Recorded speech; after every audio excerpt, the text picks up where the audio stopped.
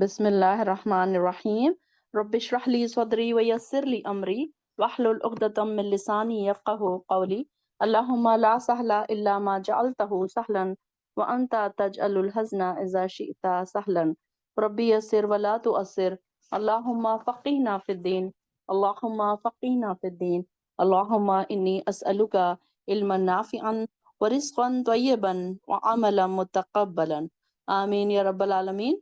चलिए देखते हैं पारा नंबर 5 और आयत नंबर हमारी है 86 से। निस्फ तक हो चुका था, सूरह नीसा हमारा चल रहा है इंशाल्लाह। आज पारा नंबर 5 हमारा इंशाल्लाह बिज़निल्लाह ताला खत्म हो जाएगा।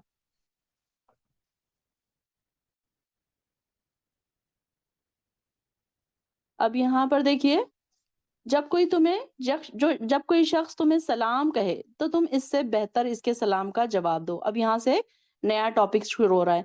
आप देखेंगे कि हमें बहुत सारे अहकामात बताए जा रहे हैं, बहुत सारे जिंदगी जीने के तरीके सिखाए जा रहे हैं, बहुत सारे आदाब सिखाए जा रहे हैं। तो इसमें भी ये क्या, अब सलाम का तरीका हमें सिखाया जा रहा है कि अगर तुम्हें कोई सलाम करे तो क्या करो, अस्सलामु अलैकुम। अब यहाँ पर उससे बेहतरीन जवाब दो, यानी कि अगर कोई तुमको अस्सलाम वालेकुम कहे तो तुम उसको क्या कहो, वालेकुम अस्सलाम। और अगर कोई तुमको अस्सलाम वालेकुम व रहमतुल्लाहि कहे, सॉरी, अब कोई आपको अस्सलाम वालेकुम कहे तो आप उनको क्या करो, वालेकुम अस्सलाम व रहमतुल्लाह, यानी कि दो।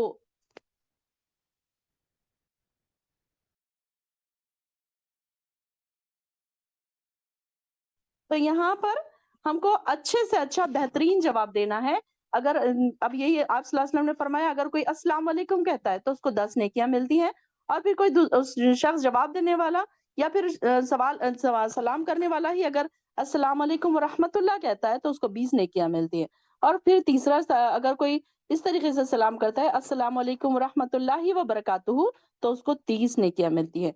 तो इस तरीके से हमको क्या सिखाया जा रहा है कि अगर तुमको कोई अस्सलाम वालेकुम कहे तो तुम उसको क्या करो, वालेकुम अस्सलाम व रहमतुल्लाह कहा करो, या वालेकुम अस्सलाम व रहमतुल्लाहि व बरकातुहू। देखिए छोटी छोटी चीजें भी इस्लाम हमें तालीम दे रहा है। इसकी इस्लाम की तालीमात देखिए कि हर छोटी चीज हमें सिखाई जा रही है। फिर दूसरे ये कि जब भी कोई अपने भाई से मिले तो इसे सलाम करे। भाई से क्या मुराद है, सगा भाई ही नहीं बल्कि हर कोई इस्लामी भाई हमारे, इस्लामी जो है हम सब एक दूसरे के भाई भाई हैं, बहन बहन हैं। तो यहाँ जो भी कोई अगर हम जानते हैं पहचानते हैं, अगर आप हॉस्पिटल चले गए, आप अगर पार्क चले गए, अगर आप रास्ते से गुजर रहे हैं, आपको कोई जान पहचान के नहीं भी मिल रहे हैं, तो आप क्या करें, उनको सलाम करते हुए जाएं। ये यानी ये आप हमारे पास तो ये तरीका है स्पेशली इंडिया में कि बड़ों ने छोटों ने बड़ों को सलाम करना है, छोटे आकर झुक के सलाम करें, ये तरीका गलत है। बल्कि झुककर सलाम करना ही सही नहीं है इस्लाम में, किसी के आगे झुकना जरूरी नहीं है। तो कई जगहों पे स्पेशली हैदराबाद में ये होता है कि पेट में मुंडी डाल के सलाम करने का रिवाज है, तो वो सही नहीं है। तो यहाँ पर ये नहीं होना चाहिए कि बड़े ही हमेशा छोटे ही बड़ों को सलाम करे, बल्कि कभी-कभी बड़े भी सलाम कर सकते हैं छोटों को आदत डालने के लिए। तो इसमें हमें क्या करना चाहिए, बच्चों को भी आदत डालना चाहिए, नींद में से उठ के सलाम करने की आदत डालना चाहिए। कहीं बाहर जा रहे हैं, कहीं बाहर से आए हैं, घर में भी छोटे-बड़े एक-दूसरे को सलाम करते जाएँ। सलाम को आम करने के तालीम हमारे रसूल हमें दिया करते थे। तो यहाँ पर भी क्या कहा जा रहा है कि सलाम को आम करो। यकीनन अल्लाह ताला हर चीज का हिसाब रखने वाला है। इन्नल्लाह कान अला कुल्ली शैइन हसीबा। अल्लाह के सिवा कोई इलाहा नहीं, वो यकीनन तुम्हें कयामत के दिन इकट्ठा करेगा जिसके आने में कोई शुबा नहीं। और अल्लाह से ज्यादा सच्ची बात और किसकी हो सकती है। मुसलमानों, तुम्हें क्या हो गया है कि तुम मुनाफिकों के बारे में दो ग्रोह बन गए, हालांकि अल्लाह ने इन्हें इनके अमाल की बदौलत औंधा कर दिया। क्या तुम ये चाहते हो कि जिसे जिसे अल्लाह ने गुमराह किया इसे राह रास्त पर ले आओ। हालांकि जिसे अल्लाह ने गुमराह कर दिया आप इसके लिए कोई राह नहीं पा सकते। वो तो चाहते हैं कि तुम भी वैसे ही काफिर हो जाओ जैसे वो खुद हुए हैं, ताकि सब बराबर हो जाएं। अब मुनाफिकों के दो ग्रोह कैसे हो गए थे, देखिए देखिए कि इसमें क्या है कि जब नबी करीम सल्लल्लाहु अलैहि वसल्लम ओहद की तरफ निकले तो कुछ लोग मुनाफिकीन और आपको छोड़कर मदीना वापस आ गए। तो इन वापिस होने वालों के बारे में सहाबा के दो ग्रोह हो गए। अब दो मतलब ये सहाबा ही थे जो मतलब दो ग्रोह हो गए थे। उनका एक एक एक क्या कहता था कि हम इनसे भी लड़ाई करेंगे, कि जो वापस चले गए हमसे हमको छोड़कर, और हम दूसरा कहता था कि हम इनसे लड़ाई नहीं करेंगे। तो दूसरा कहता था कि भाई हमको क्या जरूरत है उनसे लड़ाई करने की। लेकिन इसमें दो ग्रोह हो गए, यानी मुनाफिकों ने वापस जाकर अपनी मुनाफिकत का सबूत दिया था ना, تو آپ اگر یہ چاہو کہ ہمیں ان سے لڑائی نہیں کرنا چاہیے، تو وہ راہ راست پر آ جائیں گے، تو یہ بات تمہارے بس میں نہیں تھی۔ مطلب ان کا یہ کہنا تھا کہ اگر ہم جا کے ان سے لڑیں گے تو وہ راہ راست پر آ جائیں گے۔ تو اللہ تعالیٰ فرما رہا ہے کہ ایسے منافقین کے لیے تم کو کیا ضرورت ہے کہ تم ان سے لڑو، کہ اللہ تعالیٰ جس کو چاہے گا ہدایت دے گا، اللہ تعالیٰ جس کو نہیں چاہے گا ہدایت کی اور آپ آ ہی نہیں سکتے۔ تو آج دیکھیے کہ اب وہاں پر کی بات ہو رہی ہے منافقین کی، جب بھی بات ہوگی منافقین کی بات ہوگی، یہودیوں کی بات ہوگی، وہاں کے زمانے کی بات ہو رہی ہوگی، تو اس کو ہم فور گرانٹیڈ نہ لیں کہ اچھا ہمیں کیا کرنا ہے وہاں کی بات۔ لیکن آج دیکھیے کہ ہمارے پاس بھی یہی حال ہے کہ اگر اللہ تعالیٰ ہدایت نہ دیتا تو ہم یہاں پر نہ بیٹھتے۔ اللہ تعالیٰ کی ہدایت کے بغیر ہم ایک نماز بھی نہیں پڑھ سکتے۔ آپ آبزرو کریں، کبھی کبھی یہ ہوتا ہے کہ آپ مکہ چلے جائیں، آپ عمرے کی نیت سے گئے ہیں، سب کچھ گئے، وہاں جا کر کبھی کبھی ایسے حالات پیش آ جاتے ہیں کہ انسان روم میں بیٹھا رہ جاتا ہے، وہ حرم تک نہیں جا پاتا، کچھ ایسے حالات پیش آ جاتے ہیں، اللہ تعالیٰ ہدایت نہیں دیتا۔ وہ اللہ کی مرضی ہے، جس کو چاہے ہدایت دے، جس کو چاہے نہیں دے۔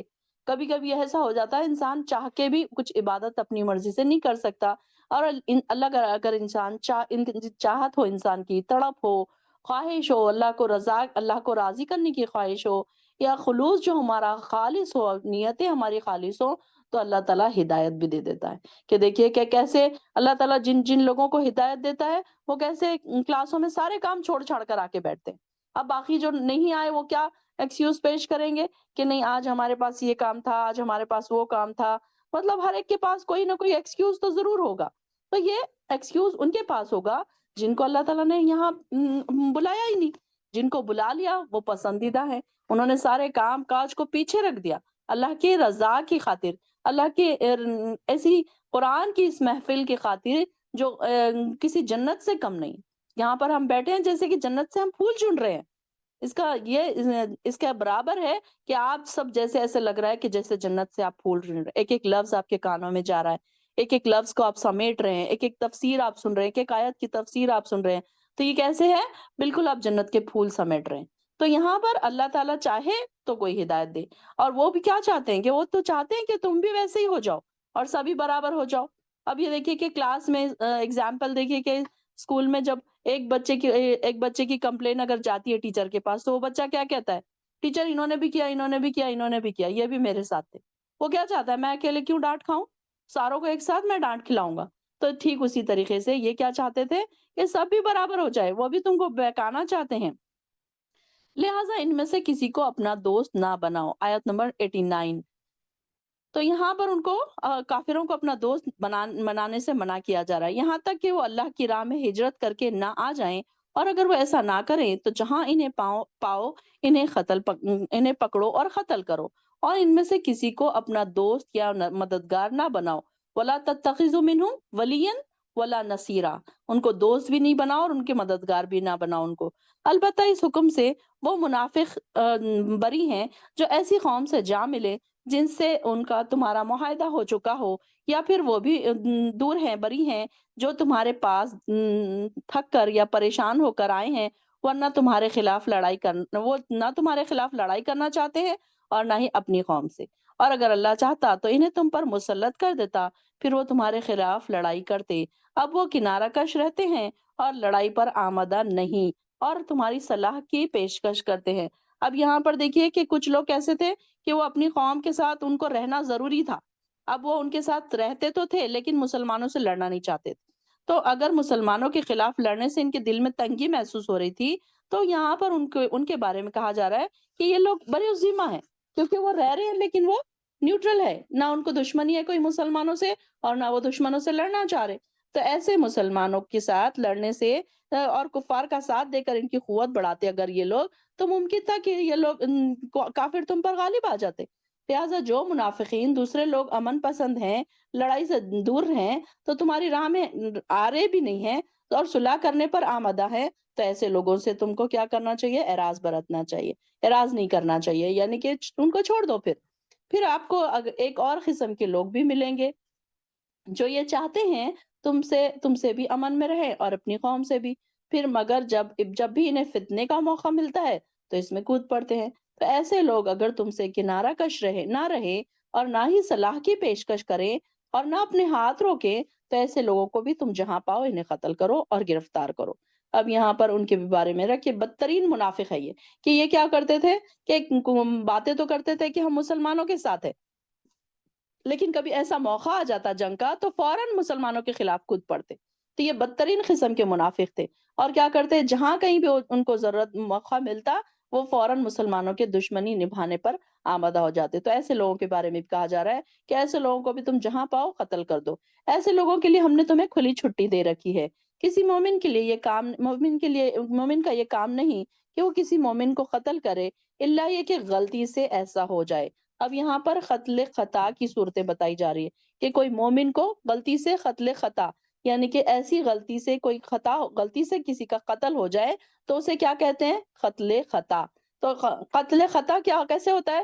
جیسے کہ آپ پتھر تو مار رہے تھے کسی اور کو، اور وہ مسلمان کو لگ گیا، تیر ہے یا پتھر ہے یا کوئی ایسی چیز ہے مارنے کی، وہ کسی اور کو مار رہے تھے، مسلمان کو لگ گیا، وہ مر گیا۔ اب یہ کیا ہے؟ غلطی سے قتل خطا، یعنی کہ غلطی سے قتل ہو گیا۔ دوسری صورت کیا ہو سکتی تھی کہ مار رہے تو مسلمان کو ہی تھے، لیکن ہلکی ضرب مار رہے تھے، ان کا یہ سوچنا نہیں تھا کہ یہ مر ہی جائے گا۔ جیسے کہ ہم نے سنا تھا موسیٰ علیہ السلام کی سٹوری میں کہ موسیٰ علیہ السلام نے اس شخص کو گھونسا مارا تھا، تو وہ شخص مر ہی گیا تھا۔ موسیٰ علیہ السلام کا ارادہ مارنے کا، قتل کرنے کا تو نہیں تھا نا، تو یہ بھی قتل خطا ہے۔ پھر ایسے ہی کسی ہنگامے میں یا کوئی دنگے فساد میں مسلمان کو مار ڈالے لیکن کافر سمجھ کے، تو یہ بھی قتل خطا ہے۔ تو یہ قتل خطا کی صورتیں ہیں۔ اگر کوئی غلطی سے کسی مومن کو قتل کر دے تو وہ کیا کرے؟ ایک مومن آزاد کرے اور ان کے وارثوں کو خون بہا بھی دے۔ خون بہا کیا ہے؟ Blood money. اور اللہ یہ کہ وہ معاف کر دے، اگر وہ معاف کر دے اگر تو کوئی بات نہیں۔ اب یہ بلڈ منی کیا ہوتی ہے؟ یہاں پر سعودی عربیہ میں بلڈ منی 100 اونٹ یا ان کی قیمت کے برابر ہوتی ہے۔ تو یہاں پر ان کے جو قاتل کے وارث مقتول کے وارثوں کو ادا کرے۔ اب امام ابو حنیفہ کے نزدیک ادائیگی دیت کی زیادہ سے زیادہ مدت 3 سال تک ہے، تو یہ 3 سال میں دے دے، اور اگر کوئی معاف کر دے تو وہ بہت اچھی بات ہے۔ اگر قاتل آزاد کرنے کے لیے غلام نہیں میسر آئے تو وہ کیا کرے پھر انسان؟ پے در پہ 2 ماہ کے روزے رکھے ایک ساتھ، اگر یہ اپنی معافی اللہ تعالیٰ سے چاہتا ہے تو۔ اگر نہ، اور پھر اس گناہ پر اللہ سے توبہ کرنے کا یہی طریقہ ہے، اور اللہ سب کچھ جاننے والا اور حکمت والا ہے۔ اور جو شخص کسی مومن کو جان بوجھ کر قتل کرے تو اس کی سزا جہنم ہے، جس میں وہ ہمیشہ ہمیشہ رہے گا، اور اس پر اللہ کا غضب اور اس کی لعنت ہے، اور اللہ نے اس کے لیے عذاب تیار کیا ہے۔ اب یہ کہ ایک تو ہے قتل خطا، لیکن ایک دوسرا کیا قتل ہے؟ قتل عمد، یعنی کہ ناحق کسی کو جان بوجھ کر قتل کرنا۔ قتل عمد کس کو کہتے ہیں؟ جان بوجھ کر قتل کیا گیا کسی کو۔ اب یہاں پر مسلمانوں کو قتل کر رہے ہیں، جان بوجھ کر قتل کیا جا رہا ہے، تو یہاں پر یہ کیا ہے کہ عمدن قتل اگر کوئی کرے گا تو اس کے لیے بہت بڑا عذاب تیار کیا گیا ہے۔ اے ایمان والو، جب تم اللہ کی راہ میں سفر کرو اور جہاد کے لیے نکلو تو اگر کوئی شخص تمہیں سلام کہے تو اسے یہ نہ کہا کرو کہ تم تو مومن نہیں ہو، بلکہ ان کی تحقیق کر لیا کرو۔ اگر تم دنیا کی زندگی کا سامان چاہتے ہو تو اللہ کی یہاں بہت اموال غنیمت ہے۔ اس سے پہلے تمہاری اپنی بھی یہی صورتحال تھی۔ اب یہ دیکھیں کہ یہاں پر جنگ کے دوران کیا ہوتا تھا؟ قتل خطا کی صورتوں میں سے ایک صورت یہ بھی ہوتی تھی کہ کوئی مسلمان کو غلطی سے قتل کر دیا جاتا تھا۔ اب اگر کوئی، اس میں یہ ہوتا تھا کہ سلام جو ہے ڈفرینشیٹ کرنے والی چیز ہے، مومن اور مسلمانوں میں ڈفرینشیٹ کرنے والی چیز ایک سلام ہوا کرتی تھی اس وقت، کیونکہ مسلمان ہونے کی علامت سمجھا جاتا تھا اس کو، کیونکہ اس دور میں عرب کے جو نو مسلم تھے اور کافر تھے، ان کے درمیان لباس بھی ایک جیسے، زبان بھی ایک جیسی، تو کوئی چیز سے نہیں سمجھ آتی تھی کہ اس میں مسلمان کون سے اور کافر کون سے ہیں۔ تو جس کی بنا پر ایک مسلمان سرسری طور پر دوسرے مسلمان کو پہچان سکتا تھا تو وہ کیا تھا؟ سلام کرنا۔ تو اب کیا ہوتا تھا کہ اکثر کیا کرتے تھے کافر بھی لڑائی کے دوران جب ان کے اوپر ایک دم کوئی حملہ کرنے کے لیے آ جاتا تو وہ کیا کرتے تھے؟ اس کو السلام علیکم کہہ دیتے تھے۔ تو ایک بار ایسے ہی ہوا کہ ایک صحابی کے نیچے، ان کے تلوار کے نیچے کوئی شخص آ گیا، اور اس نے اب جیسے ہی وہ ان کو قتل کرنے والے تھے تو انہوں نے کیا کیا کہ ان کو اس نے لا الہ کر لیا، لا الہ پڑھ لیا۔ یہاں پہ جنگ کے دوران کلمہ اسلام کہنے والے کا، کافر کا بھی قتل جرم عظیم ہے۔ ایسا نہیں ہے کہ ان کو، اب اس نے جب کہہ دیا تھا تو کیا ہوا؟ اس نے رک جانا چاہیے تھا۔ تو اب انہوں نے کیا کیا کہ انہوں نے اس کو یہ سوچ کر قتل کیا کہ یہ صرف اپنے آپ کو بچاؤ کے لیے لا الہ وہ کر رہا ہے، لا الہ پڑھ رہا ہے یا سلام کہہ رہا ہے. تو ایک شخص نے ایک بار یہ ہوا تھا کہ لا الہ پڑھ لیا تھا اور ایک شخص نے السلام علیکم کہہ دیا تھا. تو انہوں نے کیا کیا کہ اس کو پھر بھی انہوں نے قتل کر دیا. تو جب انہوں نے مار ڈالا، جب وہ آپ صلی اللہ علیہ وسلم کے پاس آئے تو آپ صلی اللہ علیہ وسلم نے ان سے پوچھا کہ کیا تم نے ان کا دل چیر کر دیکھا تھا کہ وہ محض اپنی جان بچانے کے لیے خاطر لا الہ کہہ رہا تھا؟ یعنی کہ لا الہ اگر کسی نے کہہ دیا یا السلام علیکم کہہ دیا تو تم کو یہ کیا کرنا چاہیے تھا؟ اس کو چھوڑ دینا چاہیے تھا. لیکن اگر ایسا کرنے پر تم نہیں چھوڑتے تو پھر کیا ہے کہ کیا تم نے اس کی تحقیق کر لی تھی؟ تو یہاں پر ان کو یہ بھی سکھایا جا رہا ہے کہ پہلے اس کی تحقیق کر لو. اگر تم دنیاوی سامان، یعنی کہ ظاہر ہے اگر اس کو وہ قتل ہو جائیں، وہ لوگ مر جائیں دشمن، تو پھر سارا مال غنیمت تو مسلمانوں کو مل جائے گا. تو یہ جو دنیا کی سامان ہے تو یہ تو اللہ کے ہاں بہت ہے، اللہ کے ہاں بہت سے مال غنیمت ہے. اس سے پہلے تمہاری اپنی بھی یہی صورتحال تھی، یعنی کہ اب ظاہر ہے سارے لوگ پہلے تو مشرک تھے، کافر تھے، ایسے ہی سارے کے سارے پھر اسلام لانے کے بعد پھر اب یہ یہاں پر آئے. تو ان کو کہا جا رہا ہے کہ تم بھی تو وہی تھے نا پہلے، اب تم مسلمان ہو گئے، تم ایمان لے کر آ گئے، تو اب تم ایسے دوسروں کو دیکھو گے. پھر اللہ نے تم پر احسان کیا، لہٰذا تحقیق ضرور کر لیا کرو. جو لوگ جو کچھ تم کرتے ہو یقیناً اللہ تعالیٰ اس سے خبردار ہے. جو لوگ بغیر کسی معذوری کے بیٹھے رہیں، یعنی کہ جہاد میں شامل نہ ہوں، اور جو لوگ اپنی جانوں اور اپنے مالوں سے اللہ کی راہ میں جہاد کرتے رہے، ان دونوں کی حیثیت برابر نہیں ہو سکتی. اب یہ دیکھیے کہ جہاد میں معذور لوگ کون کون سے ہیں. کہ ایک تو یہ ہے کہ جو اب یہاں پر رسول اللہ صلی اللہ علیہ وسلم جب غزوہ تبوک سے واپس آ رہے تھے اور مدینے کے قریب پہنچے تو فرمایا مدینے میں کچھ ایسے بھی لوگ ہیں جو تم کو سفر کرتے ہوئے یا کوئی وادی طے کرتے ہوئے دیکھتے ہیں تو وہ تمہارے ساتھ ہوتے ہیں. یا صحابہ نے پوچھا یا رسول اللہ، باوجود کہ وہ ہمارے ساتھ نہیں تھے، کہ باوجود یہ کہ وہ مدینے میں تھے؟ تو آپ نے فرمایا ہاں، وہ لوگ کسی عذر کی وجہ سے روک لیے گئے تھے. تو یہ کیسے کہ کسی کے پاس سواری نہیں تھی، یا کوئی بوڑھے تھے، یا لنگڑے لولے تھے، یا ایسے کمزور تھے، یا نہیں آ سکتے تھے. تو ایسے لوگ کیا ہے بیماری کی وجہ سے یا پھر جہاد پر نہیں جا سکے، تو ایسے لوگ کیا ہے ان کے اوپر فرض عین نہیں ہے جہاد پر جانا. تو ایسے لوگ اگر حالانکہ ان کے دلوں میں تڑپ اتنی ہوتی تھی کہ وہ چاہتے تھے، روتے تھے، وہ زارو خطار روتے تھے کہ ہم کو حضور صلی اللہ علیہ وسلم کے ساتھ جانے کو نہیں مل رہا ہے. تو یہ کیا کرتے تھے، اندر رہ کر مجاہدوں کے گھروں کی حفاظت کرتے تھے، اپنے اہل عیال کی حفاظت کرتے تھے، پیچھے رہنے والوں کے کم سے کم اتنے یہ کام کیا کرتے تھے. تو آپ صلی اللہ علیہ وسلم نے ان لوگوں کے بارے میں کہا کہ یہ لوگ نہیں آئے ہیں لیکن یہ آنے کے برابر ہیں. ان کی اجر کتنا ہے کہ تمہارے ساتھ آنے کے برابر ان کا اجر بھی لکھا گیا ہے. تو ان دونوں کی حیثیت ایک تو وہ لوگ ہیں جو آنا ہی نہیں چاہتے، اور جو آنا نہیں چاہتے اور وہ جو چلے گئے دوڑ دوڑ کے، تو یہ دونوں بھی برابر نہیں ہو سکتے. اللہ نے اپنی جان اور مال سے جہاد کرنے والوں کا بیٹھے رہنے والوں کے مقابلے میں بہت بڑا درجہ رکھا ہے. اب آپ دیکھیے کہ یہاں پر آپ اپنے آپ کو بھی یہ سوچیے کہ آپ بھی جہاد میں آئے ہیں، آپ بھی یہاں پر سارے گھر کے کام کاج چھوڑ کر آئے ہیں. تو یہ ایک تھے یہ کہ یہاں آنے والوں کا درجہ، اجر، اور جو نہیں آئے ہیں اس کلاس میں، یا اس کلاس چھوڑی کوئی بھی کلاس میں اگر کوئی دین کے لیے کوئی جاتا ہے، کوئی دین سیکھنے کے لیے اگر کوئی جاتا ہے، تو کیا وہ جانے والا اور گھر میں بیٹھنے والا کیا برابر ہو سکتے ہیں؟ ایک کامن سی بات ہے. اگر آپ چھوٹے سے بچے کو بھی یہ پوچھیں گے تو وہ کہے گا کہ نہیں، بالکل برابر نہیں ہو سکتے. تو یہ کیا ہے، جہاد میں جانا ہے. اگر قرآن سیکھنے کے لیے آپ جا رہے ہیں، اللہ کی کوئی بات سیکھنے کے لیے، اللہ کے کاموں کے لیے اگر آپ ایک قدم بھی بڑھا رہے ہیں، ایک قدم سے کیا مراد ہے؟ اگر آپ اٹھ کے آ کر بیٹھے ہیں ایسی جگہ پر جہاں آپ کی قرآن رکھی ہوئی ہے، آپ کا جہاں پر آپ کلاس لیتے ہیں، ایک ایک قدم بھی آپ کا کیا ہے، اجر میں لکھا جا رہا ہے. اور جہاد میں آپ جب تک یہاں بیٹھے ہیں آپ کا اجر جہاد میں لکھا جا رہا ہے. سبحان اللہ. دیکھیے کہ ہم تو نہ جنگوں میں گئے، نہ ہم نے اپنے خون بہائے، نہ ہم نے وہ تکلیفیں برداشت کی جیسے کہ پہلے صحابہ نے کی تھی، اور اللہ تعالیٰ نے ہم کو گھر بیٹھے کیسے کیسے اجر دے دیے کہ یہاں بیٹھے بیٹھے بھی ہم کو جہاد کا اجر مل رہا ہے. کہ یہاں پر اللہ تعالیٰ فرما رہا ہے کہ دونوں برابر نہیں ہو سکتے. دیکھیے نا کہ جو لوگ اسٹرگل کر رہے ہیں اللہ کے دین سیکھنے کے لیے، قرآن سیکھنے کے لیے، جو اپنی محنتیں کر رہے ہیں، جو اپنی نیند خراب کر رہے ہیں، جو اپنے کام کاج کو بازو رکھ رہے ہیں، ظاہر ہے ان کا 1 گھنٹہ 1.5 گھنٹہ جب ادھر لگ رہا ہے تو ان کے کام تھوڑے سے اور ڈسٹرب ہو رہے ہیں. وہ کام انہیں اور دوسرے ٹائموں میں پورے کرنے پڑیں گے.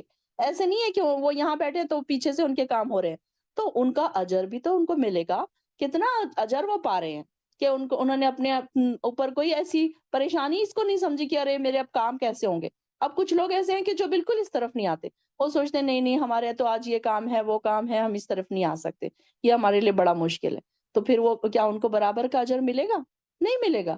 یہاں صرف آپ کا بیٹھنا، آپ کی پریزنس یہاں پر آپ کو جہاد کا اجر دے رہی ہے۔ سبحان اللہ، الحمدللہ۔ ھذا من فضل ربی، بار بار میرے دماغ میں یہی الفاظ آتے ہیں، ھذا من فضل ربی، کہ اللہ تعالیٰ نے ہمیں اس طرف پھیر دیا، ہمارے دلوں کو اس طرف، ہمارے دلوں میں محبت پیدا کر دی۔ اور واقعی یہ جو یہاں پر لکھا ہوا ہے فالنگ ان لو وتھ قرآن، تو سچ مچ یہ ایسے ہو رہا ہے کہ جیسے ہم قرآن سے محبت کرنے لگے ہیں۔ پہلی بار جب ہم سن رہے ہیں، جیسے جیسے ہم سن رہے ہیں، تو قرآن سے ہمیں محبت ہو رہی ہے، شوق پیدا ہو رہا ہے، ہمارا دل چاہ رہا ہے کہ ہم بیٹھے رہیں، سنتے رہیں، سنتے رہیں بس۔ تو یہاں پر اگرچہ کہ ہر ایک کے لیے اللہ نے بھلائی کا وعدہ کر رکھا ہے یہاں، لیکن بیٹھے رہنے والوں کے مقابلے میں جہاد کرنے والوں کا اللہ کے یہاں بہت بڑا اجر ہے، اور ان کے لیے اللہ کے یہاں بڑے درجے بھی ہیں، اور مغفرت اور رحمت بھی ہے، اور اللہ بہت بخشنے والا اور رحم فرمانے والا ہے۔ یہ ساری خوشخبریاں، آپ سب خوش ہو جائیں کہ یہ سب آپ سب کے لیے بھی ہے۔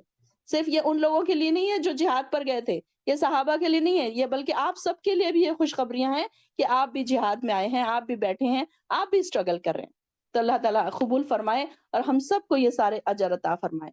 اور جو لوگ اپنے آپ پر ظلم کرتے رہیں، جب فرشتے ان کی روح قبض کرتے ہیں تو ان سے پوچھتے ہیں تم کس حال میں مبتلا تھے؟ ان الذین توفاہم الملائکۃ ظالمی انفسہم قالوا فیما کنتم، کس حال میں تم تھے؟ قالوا کنا مستضعفین فی الارض، تو وہ کیا کہتے تھے؟ ہم تو بڑے کمزور تھے، مجبور تھے، ہم تو یہ نہیں کر سکتے تھے، ہم تو جا نہیں سکتے تھے، ہم تو کلاس کو نہیں جا سکتے تھے۔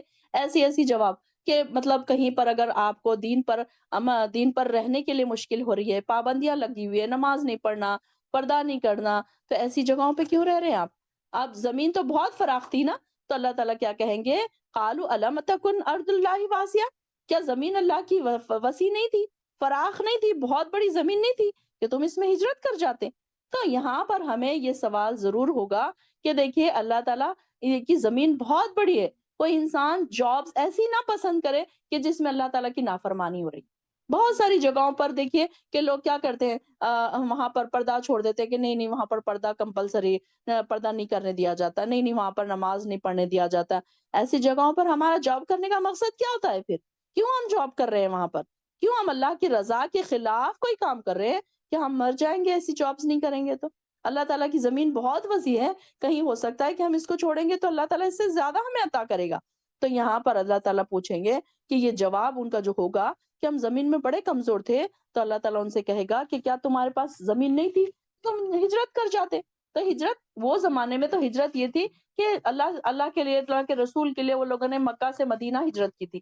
لیکن آج کے زمانے میں اگر کوئی اللہ کے لیے ہجرت کرتا ہے، جیسے کہ کوئی جاب چھوڑ دیتا ہے، کوئی دوسرے شہر چلا جاتا ہے، صرف اس لیے کہ اس کو وہاں پر اسلام پر عمل نہیں کیا جا رہا، دین پر عمل نہیں کرنے دیا جا رہا، تو اس کو بھی ہجرت کا ثواب ملے گا۔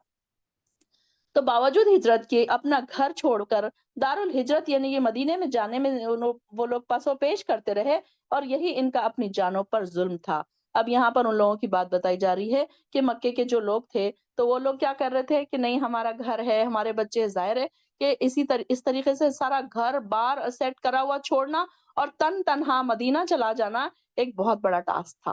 لیکن کچھ پکے مومنوں نے وہ سب کیا، لیکن کچھ لوگ جو تھے تو وہ نہیں کر پائے، وہ وہیں رکے رہے۔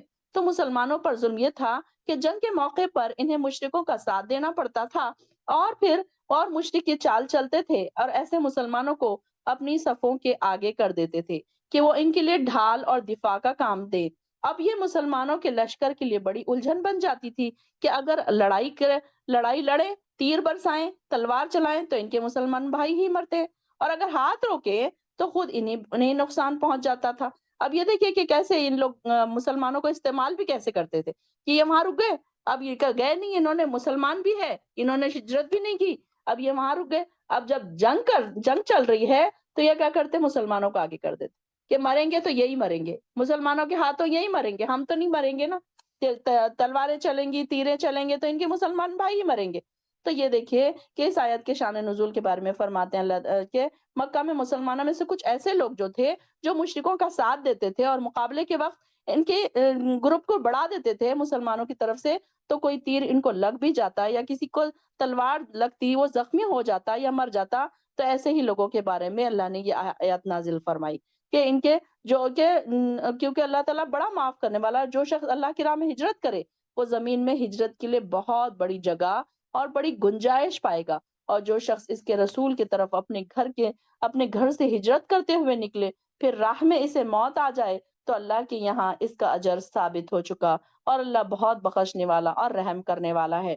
کہ یہ دیکھے کہ ہجرت کا کوئی بھی چیزوں کے اللہ کے راہ میں ہجرت کرنا، جیسے کہ ہم ایک جو کامن سی اسٹوری ہماری ساری ہماری جو اسٹوڈنٹس ہیں ساروں نے سنا ہوا ہے، لیکن میں نئے اسٹوڈنٹس کے لیے سنا رہی ہوں کہ ایک جو شخص تھا، اس کا بڑا مشہور واقعہ ہے کہ ایک جو بنی اسرائیل کا ایک شخص تھا جس نے 99 قتل کر دیے تھے۔ اب پھر وہ ایک راہب کے پاس گیا، ایک بزرگ کے پاس گیا سب مسئلہ پوچھنے کے لیے کہ اب میرے لیے توبہ کی کوئی گنجائش ہے؟ تو ان کے راہب نے کیا کہا کہ نہیں نہیں، اب توبہ کی تو کوئی گنجائش نہیں ہے، تم تو آلریڈی 99 قتل کر چکے ہو۔ تو اب اس نے کیا کیا، اس کو بھی قتل کر دیا اور 100 پورے ہو گئے۔ اب اس کا یہی لوگوں سے مسئلہ پوچھتا رہا، تو ایک آدمی نے اس کو کیا کہا کہ تم کیا کرو، فلاں فلاں بستی میں چلے جاؤ توبہ کے لیے۔ اب کیا کرو کہ تم دوسری بستی میں چل جاؤ، اپنی زندگی اچھے سے شروع کر لو، وہاں پر جا کر اللہ سے توبہ کر لو، اور اس بستی میں جا کر تو تم بالکل نیک بن جانا۔ تو اس نے کیا کیا کہ اب اس نے ویسے ہی کیا۔ اب وہ جب جانے لگا تو کیا ہوا، راستے میں اس کو موت آ گئی۔ اب جب راستے میں موت آئی تب فرشتے آ گئے۔ اب جو فرشتے تھے، جو اس کی روح کھینچنے والے جو فرشتے تھے، تو ایک گناہگار کی روح کھینچنے والے فرشتے تھے، اور دوسرے یہ کہ نیک انسان کے روح کھینچنے والے۔ اب رحمت کے ایک فرشتے تھے، تو رحمت کے فرشتے جو عذاب کے فرشتے آپس میں دونوں جھگڑنے لگے کہ جس بستی کی طرف وہ جا رہا تھا، تو اللہ تعالیٰ نے کیا کیا، ان دونوں کو فرشتوں کو کیا حکم دیا کہ تم کیا کرو کہ اس کی زمین کو ناپو، کیا وہ کس کے نزدیک زیادہ ہے، کہ وہ اس گاؤں کو جہاں پر وہ جانے کا اس نے ارادہ کیا تھا، اگر وہ اس سے قریب ہے تو اس کو رحمت والے فرشتے اس کی روح نکالیں گے۔ اگر تو وہ پیچھے والی جو زمین وہ چھوڑ آیا تھا، اس کے اگر وہ قریب ہے تو وہ کیا کریں گے، اس کے جو عذاب والے فرشتے وہ اس کی روح نکالیں گے۔ تو اللہ تعالیٰ نے کیا کیا کہ جب فرشتوں نے اس کو ناپا، تو جہاں جانا تھا اسے، وہ بستی ابھی ایک بالشت قریب نکلی، تو اسے بخش دیا گیا۔ اللہ تعالیٰ نے کیا کیا کہ اس کو اس کے قریب کر دیا۔ اللہ تعالیٰ کو اس کی توبہ پسند آئی، اس کا قبول کیا اس نے توبہ اللہ تعالیٰ نے، تو اس نے کیا کہ اللہ تعالیٰ نے اس کی زمین کی مسافت کو کم کر دی، اور اللہ تعالیٰ نے اس کو قریب کر دیا اس کے، تو اس کو رحمت کے فرشتوں نے پھر اس کی روح نکالی۔ تو یہاں پر یہ بتایا جا رہا ہے کہ اگر تم ہجرت کرو گے تو پھر کیا ہے کہ تم کو اللہ تعالیٰ معاف کرنے والا ہے۔ ظاہر ہے انسان کو اپنا گھر بار سب کچھ چھوڑ کر جانا اس کے لیے بہت بڑی بات ہوتی ہے، لیکن وہ اللہ کے لیے اگر کوئی ایسے کرتا ہے تو اس کے لیے کیا ہے، نیکی ہی نیکی ہے، اس کے لیے اللہ تعالیٰ کے پاس اجر ثابت ہو چکا ہے، اور اللہ تعالیٰ بہت بخشنے والا رحم کرنے والا ہے۔ آیت نمبر 100 ختم ہوئی ہماری۔ اور جب زمین میں تم سفر کرو تو تمہارے لیے نماز مختصر کر لینے میں کوئی حرج نہیں۔ اب یہاں پر دیکھیے نماز قصر کا یہاں پر ذکر آ رہا ہے، آپ انڈر لائن کر کے لکھ سکتے ہیں کہ نماز قصر۔ تو یہاں پر قصر سے مختصر سے قصر ہے، تو نہ کوئی حرج نہیں ہے، خصوصاً جب کہ تمہیں اندیشہ ہو کہ کافر تمہیں تشویش میں ڈال سکتے ہیں، کیونکہ کافر تو بے شک تمہارے کھلے دشمن ہیں۔ اب یہاں پر دیکھیے کہ کافروں کا اندیشہ پہلے کیا ہوتا تھا، سفر میں اکثر ڈر ہوتا تھا کہ کافر حملہ کر دیں گے اس طریقے سے، تو سفر میں اللہ تعالیٰ نے یہ چھوٹ دے دی ہے کہ انسان سارے لوگوں کے لیے کہ نماز قصر کی جا سکتی ہے۔ تو اس میں 4 رکعت والی جو نماز ہے وہ 2 رکعت ہو جائے گی، فجر کی نماز ایز اٹ از رہے گی، اور مغرب کی 3 فرض ایز اٹ از رہے گی۔ تو یہاں پر جو اس کی جو تعین اس کا کہیں احادیث سے ہمیں نہیں ملتا کہ کتنے کلومیٹر پر ہوگی، لیکن کچھ اس میں یہ کہ سیدنا عمر نے اپنے دور خلافت میں ایک سفر کے اس دور کے 9 میل کی مسافت کو سفر قرار دیا، یعنی کہ اپنے شہر سے باہر نکلنے کے بعد وہ کاؤنٹ ہوگا۔ پھر یعنی کہ کچھ لوگوں نے 30 کلومیٹر کی مسافت طے کی، کچھ اس میں الگ الگ اختلاف ہے لوگ علماؤں کے، تو اس میں کوئی ایسا پرٹیکولر ہمیں حدیث نہیں ملتی کہ کتنے کلومیٹر پر ہمیں یہ کیا جائے۔ تو اگر آپ دیکھیں گے کہ ہر اسکالر کے الگ الگ جواب ہوں گے کہ یہ کچھ جو لوگ تھے انہوں نے الگ الگ اس کی بات کی تھی۔ تو یہاں پر نماز قصر ہمارے لیے ایک تحفہ ہے اللہ تعالیٰ کی طرف سے، کہ جو نماز کبھی پریشانی ہو سکتی ہے، کبھی بیٹھنے کے لیے جگہ نہیں ہو سکتی ہے، تو ایسی جگہوں پر پھر ہم کیا کریں، نماز قصر کر لیا کریں۔ اور دوسری دیکھیے کہ نیکسٹ آیت میں آ رہا ہے، اور جب آپ مسلمانوں کے درمیان موجود ہوں اور آپ حالت جنگ میں ہوں، انہیں نماز پڑھانے کھڑے ہوں، تو ایک گروہ تمہارے ساتھ نماز کے لیے کھڑا ہو اور اپنے ہتھیار پاس رکھیں۔ اب یہ نماز خوف کا بیان ہے۔ آپ لکھ لیجئے یہ آیت کے بازو نماز خوف کا بیان۔ اور جب یہ گروہ سجدہ کر چکے ہیں تو پیچھے ہٹ جائے۔ اور اب یہ اس میں کیسے ہیں کہ جنگوں کے درمیان کیا ہوتا تھا کہ ہر کوئی چاہتا تھا کہ آپ صلی اللہ علیہ وسلم کے ساتھ نماز پڑھے، ان کی جو جماعت بن رہی ہے اس میں نماز پڑھے، تو اس میں یہ کرتے تھے۔ اب یہاں پر دیکھیے کہ ایک سب سے اہم بات ہمیں یہ پتا چل رہی ہے کہ یہاں پر صحابہ جنگ کے دوران بھی نماز چھوڑتے نہیں تھے، اور اللہ تعالیٰ نے ان کو وہ ٹائم بھی نماز معاف نہیں کی۔ وہ بھی دیکھیے کہ جماعت کی بھی یہاں پر برابر پیروی ہو رہی ہے، کہ یہ نہیں کہ ہم تو چھوٹی چھوٹی چیزوں میں نماز چھوڑ دیتے ہیں۔ ہم دعوت میں گئے نماز چھوڑ دی، کہیں پارک میں گئے نماز چھوڑ دی، کہیں بازار میں گئے نماز چھوڑ دی، تھوڑا سا سر درد ہے نماز چھوڑ دی، کوئی مہمان آ گئے نماز چھوڑ دی، کہیں ملنے چلے گئے نماز چھوڑ دیا، تو ہمارا کیا حال ہے؟ دیکھیے کہ یہاں پر جنگ چل رہی ہے، آپ آبزرو کریں کہ جنگ کے دوران بھی نہ ان کو نماز معاف کی گئی، اور نہ انہوں نے اس میں کوئی ایکسکیوز پیش کیا کہ اب ہم کیسے نماز پڑھیں اس میں۔ اور اس میں کیا ہوتا تھا پھر نماز خوف کا طریقہ کیا ہوتا تھا کہ آپ صلی اللہ علیہ وسلم پیچھے جماعت کرواتے تھے، تو ایک گروہ لڑتا تھا، یعنی کہ ایک گروہ لڑتا تھا اور پیچھے کا جو گروہ ہوتا تھا وہ آپ صلی اللہ علیہ وسلم کے ساتھ ایک رکعت پوری کرتا تھا، اور پھر جب وہ ایک رکعت پوری کر لیتے تو آپ صلی اللہ علیہ وسلم ایز اٹ از دوسری رکعت کے لیے کھڑے ہو جاتے، اور کیا ہوتا کہ دوسری رکعت کے لیے پہلی جو صف تھی وہاں جو لڑ رہی تھی وہ فوراً آ کر دوسری رکعت میں شامل ہو جاتی۔ تو یہاں پر ان کے لیے بتایا جا رہا ہے کہ یہ کیسے ہے کہ ایک ایک رکعت دونوں نے پڑھی، اس طریقے سے آپ صلی اللہ علیہ وسلم نے 2 رکعت پڑھ لی، باقی میں بعد میں آ کے وہ لوگ اپنی اپنی ایک ایک رکعت انہوں نے کمپلیٹ کر لی۔ تو اس طریقے سے یہ نماز خوف کا طریقہ بیان کیا گیا ہے یہاں پر۔ اور انہیں بھی چاہیے کہ وہ اپنے بچاؤ کا سامان اور ہتھیار اپنے ساتھ رکھیں۔ کافر تو یہ چاہتے ہیں کہ یہ تمہیں اپنے ہتھیاروں اور سامان سے غافل ہو جاؤ کہ وہ تم پر ایک ساتھ حملہ کر دیں۔ ہاں، اگر بارش کی وجہ سے یا بیماری کی وجہ سے ہتھیار پہننے میں تکلیف محسوس ہو تو انہیں اتار دینے میں کوئی حرج نہیں، پھر بھی اپنے بچاؤ کا پورا خیال رکھو۔ اللہ تعالیٰ نے کافروں کے لیے یقیناً رسوا کرنے والا عذاب تیار کر رکھا ہے کہ جب تم نماز ادا کر چکو تو کھڑے بیٹھے اور لیٹے ہر حال میں اللہ کو یاد کرو، اور جب اطمینان حاصل کرو تو میں پھر پوری نماز ادا کرو۔ بے شک مومنوں پر نماز اس کے مقررہ اوقات کے ساتھ فرض کی گئی ہے۔ اب یہ دیکھیں کہ نماز کی اہمیت یہاں پر ہمیں پتہ چل رہی ہے، اور اللہ کے ذکر اذکار کی بات پتہ چل رہی ہے کہ یہاں پر ایک، جیسے کہ میں نے آپ کو پہلے بھی بتایا تھا کہ ایک سچا اور پکے مومن کی کوالٹی کیا ہوتی ہے کہ وہ ہر حال میں اللہ کا ذکر کر رہا ہوتا ہے۔ تو یہاں پر نماز کے اوقات ہمارے اوپر معین ہے کہ وہ اسی نمازوں میں اسی اوقات میں ہمیں نماز ادا کرنی ہے۔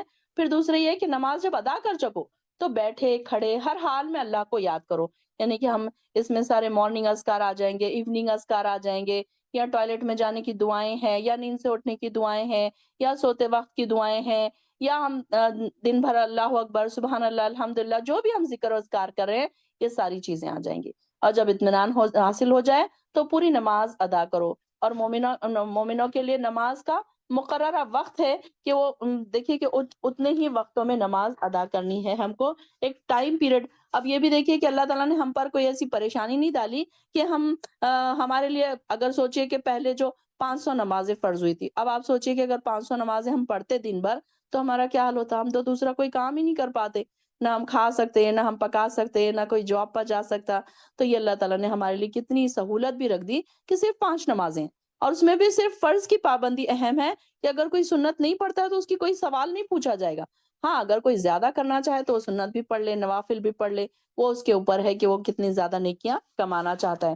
تو ہر انسان اپنی نمازوں کو بھی چیک کرے کہ ہماری نمازیں کتنی صحیح ہے، کیا ہم صحیح طریقے سے نماز پڑھ رہے ہیں، اپنی نمازوں سے ہم مطمئن ہیں۔ ہر نماز کے بعد آپ اپنے آپ سے ضرور سوال کریں کہ کیا میں نے اچھی نماز پڑھی، کیا آج کی نماز سے میں مطمئن ہوں۔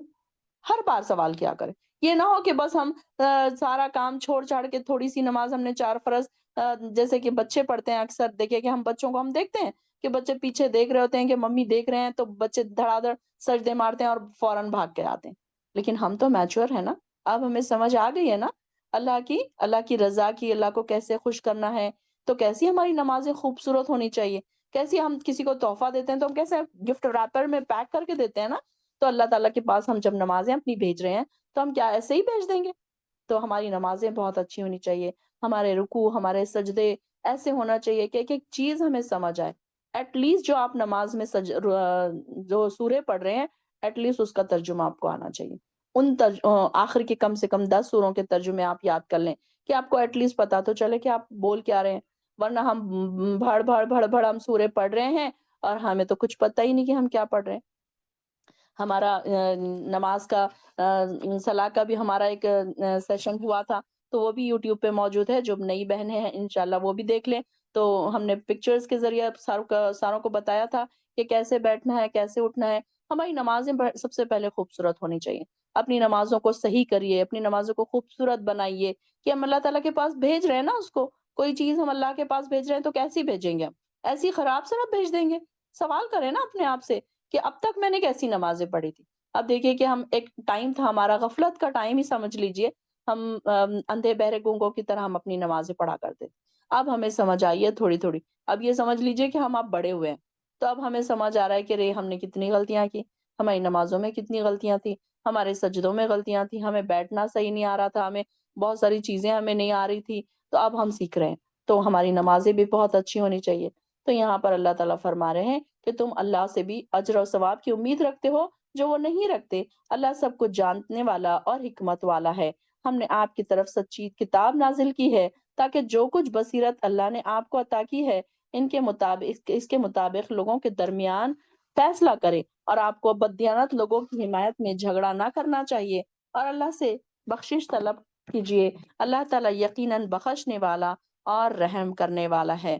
اور نہ ہی آپ کو ان لوگوں کی حمایت میں جھگڑنا چاہیے جو آپ سے خیانت کرتے ہیں، کیونکہ اللہ تعالیٰ خیانت کرنے والے مجرموں کو پسند نہیں کرتا۔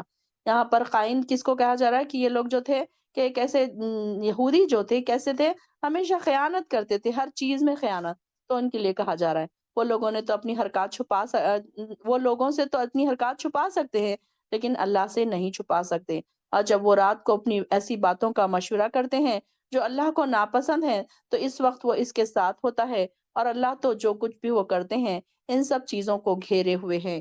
یعنی کہ یہ لوگ کیا کرتے تھے کہ اس میں بھی ایک سٹوری آتی ہے کہ ایک اس میں کیا تھا کہ ایک انصاری خاندان تھا تو انہوں نے کیا کیا کہ ایک چور انہوں نے کیا کہ ایک زرہ چوری ہو گئی تھی، تو زرہ کا چور دراصل سچا مسلمان نہیں تھا بلکہ منافق آدمی تھا، تو اس کے خاندان والے بھی کچھ ایمان والے نہیں تھے، تو یہ جب مقدمہ رسول اللہ صلی اللہ علیہ وسلم کی وہاں گیا تو ان لوگوں کے مشورے کا موضوع یہ تھا کہ چور کس طریقے چوری کے اس جرم سے مطلب بچ سکتا ہے، تو یہ لوگ کیا کرتے تھے راتوں میں بیٹھ کر مشورے کرتے تھے کہ اب ہم اس کو کیسے بچا لیں، اب اس نے چوری تو کی ہے لیکن اس کو بچا لیں، جرم پر پردہ ڈالیں، تو یہاں پر یہ لوگ بیٹھ کر ایسی مشورے کرتے تھے، تو ان کے بارے میں آ رہا تھا کہ یہ لوگ اللہ سے تو لوگوں سے تو چھپا رہے لیکن اللہ سے کیسے چھپا سکتے تھے کہ دنیا کی زندگی میں تو ان کی حمایت میں جھگڑ رہے ہو، مگر قیامت کے دن ان کی حمایت میں اللہ سے کون جھگڑے گا؟ تو یہاں پر اب یہ کہ ان کو آپ صلی اللہ علیہ وسلم کو بھی نہیں پتا چل رہا تھا کہ یہ زرہ کی چوری اس نے نہیں کی ہے، تو آپ صلی اللہ علیہ وسلم بھی اس کے ساتھ مطلب اس کی حمایت میں بات کر رہے تھے، تو یہ آیت اتری کہ ان کے ساتھ آپ ان کی حمایتی مت بنو، تم آج چور کے حمایتی بن گئے تو کل قیامت کے دن اللہ تعالیٰ تم کو اس کے سامنے کھڑا کرے گا۔ تو یہاں پر اس واقعے سے یہ معلوم ہوتا ہے کہ کسی شخص کے پاس اس چوری کا مال برآمد ہو جانا اس بات کا یقینی ثبوت نہیں ہوتا کہ وہ فی الواقع چور ہے، تو اس نے کیا کیا تھا کہ زرہ چوری کر کے ایک مومن شخص کے گھر میں رکھ دیا تھا چھپا کر، تو اب اس کے اوپر وہ آ گیا تھا کہ چوری کا الزام کہ اس نے ہی چوری کی ہے، تو یہاں پر یہ اب اس کے سارے خلاف اس کے ثبوت اس کے خلاف ہی مل رہے تھے، تو یہاں پر یہ بات بتائی جا رہی ہے کہ ایسا ضروری نہیں ہے کہ کوئی انسان چوری نہ کرے لیکن اس کے باوجود بھی اس کے اوپر جرم ثابت ہو جائے، اور جو شخص کوئی گناہ کا کام کرتا ہے تو اس کا وبال اسی پر ہوتا ہے، اور اللہ سب کچھ جاننے والا اور حکمت والا ہے۔ جو شخص کوئی خطا یا گناہ کا کام کرے تو خود کرے، پھر اس سے کسی بے گناہ کے ذمے تھوپ دے تو اس نے بہتان اور صریح گناہ کیا، یعنی کہ گناہ کا کاروبار اپنے اوپر لے لیا۔ اگر اللہ کا فضل اور اس کی رحمت آپ کے شامل حال نہ ہوتی تو انصار کے ایک گروہ نے تو ارادہ کر ہی لیا تھا کہ آپ کو بہکا دیں، حالانکہ وہ اپنے آپ کو ہی بہکا رہے تھے، اپنے آپ کو ہی بہکا رہے تھے، اور وہ آپ کا کچھ نہیں بگاڑ سکتے کیونکہ اللہ نے آپ پر کتاب اور حکمت نازل کی اور آپ کو وہ کچھ سکھا دیا جو کچھ آپ نہیں جانتے تھے، یہ آپ پر اللہ کا بہت بڑا فضل ہے۔ یعنی کہ وہ جو انصاری تھے تو وہ لوگوں نے ایسے ایسے لے کر آ گئے تھے آپ کے پاس کہ اللہ آپ کے رسول بھی تھوڑا ٹائم کے لیے ایسے ہو گئے تھے کہ نہیں یہی سچ ہے، اور وہ مومن جو تھا اس کے اوپر اس کو غلط سمجھ رہے تھے. تو یہاں پر اللہ تعالیٰ کا اللہ تعالیٰ کہہ رہے ہیں کہ اگر اللہ کی رحمت نہ ہوتی تو آپ بھی بہک جا رہے تھے. ان کی سرگوشیوں میں کوئی خیر نہیں ہوتی الا یہ کہ کوئی شخص پوشیدہ طور پر لوگوں کو صدقہ کرنے یا بھلے کام کرنے یا لوگوں کے درمیان صلاح کرانے کا حکم دے. جو شخص ایسے کام اللہ کی رضا کے لیے کرتا ہے تو ہم اسے بہت بڑا اجر دیں گے. یعنی کہ سرگوشی کانوں میں چپکے سے بات کون سی کی جا سکتی ہے؟ صدقہ خیرات کی جا سکتی ہے، کوئی اچھے کاموں کی بات کی جا سکتی ہے. اگر آپ چاہتے ہیں کہ کوئی نیکی کا کام میں لوگوں کو بتا کے نہ کروں، تو اگر آپ کوئی اپنی بہن سے ڈسکس کر رہے ہیں، اپنی فرینڈ سے ڈسکس کر رہے ہیں کہ ہم ایسے کرتے ہیں، ہم فلاں کو دیتے ہیں، فلاں کو ہم دینا چاہ رہے ہیں، ہم دونوں مل کے دیتے ہیں، تو یہ کام کانوں میں یعنی کہ کی جا سکتی ہے، سرگوشی میں کی جا سکتی ہے. لیکن کوئی برے کاموں کی اگر سرگوشی ہوگی تو اللہ تعالیٰ اس کو معاف نہیں کرے گا. جو شخص راہ راست کے واضح ہو جانے کے بعد رسول کی مخالفت کرے اور مومنوں کی راہ چھوڑ کر کوئی اور راہ اختیار کرے تو ہم اسے ادھر ہی پھیر دیتے ہیں جدھر کا خود اس نے رخ کیا ہے. اب یہ دیکھیے آپ آبزرو کیجئے کہ جو لوگ دنیا چاہتے ہیں تو اللہ تعالیٰ ان کے لیے دنیا کے راستے آسان کر دیتا ہے. ہمارے آس پاس دیکھیں آپ ایگزامپلس ہم کو بہت ملیں گے ایسے کہ جو لوگ دنیا چاہتے ہیں آپ دیکھیے کہ ان کو جابس بھی مل رہی ہیں، ان کو آسانی بھی مل رہی ہے، جابس کرنے میں بھی آسانیاں ہو رہی ہیں. اگر آپ ان کو قرآن کی کلاسز میں بلائیں تو وہ تنگ پڑتے ہیں، ان کے دل نہیں ہم سے نہیں ہوگا، یہ ٹائم ہمارے لیے کنوینئنٹ نہیں ہے. اور اگر ان کو جاب کی آفر آ جائے تو وہ جاب کے ٹائم کو اپنے لیے کیسے نہ کیسے کر کے وہ برابر ایڈجسٹ کر لیں گے. نہیں ہم ایڈجسٹ کر لیں گے. حالانکہ آپ کو چاہے فرائیڈیز کو بلایا جائے، چھٹی کے دن بلایا جائے، یا پھر ایسی جابس ہوتی ہیں کہ کبھی کبھی چھٹی کے دن بھی جانا پڑتا ہے، بیمار بھی ہے تو جانا پڑتا ہے، بچے بھی بیمار ہیں تو جانا پڑتا ہے. تو ایسی جگہوں پر وہ دوڑ دوڑ کے جاتے ہیں. تو اللہ تعالیٰ نے دیکھا جو لوگوں کو جو چیز پسند تھی اسی طرف پھیر دیا. جو قرآن کے شوقین تھے اور جو اللہ کے راستوں پر چلنے کے شوقین تھے اللہ تعالیٰ نے ان کو اس طرف پھیر دیا. آپ دیکھیں کہ سارے بہنیں دوڑ دوڑ کے اس طرف کیسے آ رہی ہیں. کیوں؟ کہیں نہ کہیں آپ کے دلوں میں اللہ کی محبت تھی، قرآن سیکھنے کی خواہش تھی، اور اللہ ہدایت کا شوق تھا نا آپ کو، تو اللہ تعالیٰ نے اس طرف پھیر دیا آپ کو. اگر ایسا نہ ہوتا تو پھر اللہ تعالیٰ بھی آپ کو ادھر ہی پھیر دیتا جہاں پر سارے لوگ. کئی ہمارے ریلیٹیوز ایسے ہیں، کوئی ہمارے دوست احباب ایسے ہیں کہ جن کو ہم بلاتے بلاتے تھک جاتے ہیں، حالانکہ دنیاوی کاموں میں اتنے بزی ہوتے ہیں لیکن وہ 1 گھنٹہ قرآن کے لیے نہیں نکال سکتے. ہیں ہمارے کچھ لوگ ہمارے آس پاس ایسے لوگ، آپ نے آبزرو کیا ہوگا کہ جن کو ہم کتنا بھی بلائیں وہ اس طرف نہیں آتے. تو پھر اللہ تعالیٰ نے بھی کیا کیا کہ ان کو اسی طرف پھیر دیا جہاں پر انہوں نے پسند کیا تھا. پھر ہم اسے جہنم میں جھونک دیں گے جو بہت بری لوٹنے کی جگہ ہے. اللہ کے ساتھ کسی کو شریک بنایا جائے تو یہ گناہ کبھی معاف نہیں کرے گا. اور اس کے علاوہ جو کسی دوسرے گناہ ہیں وہ انہیں چاہے تو معاف کر دے، لیکن جس نے کسی کو اللہ کا شریک کیا وہ گمراہی میں دور تک چلا گیا. یعنی کہ شرک اکبر جو میں نے اس سے پہلے بھی کہا تھا کہ انسان کیا کرتا ہے، شرک کرتا ہے، اللہ کے ساتھ کسی کو شریک بناتا ہے. جا کر تو درگاہوں پر مرنے والوں کا جا کر یہ کہا جاتا ہے کہ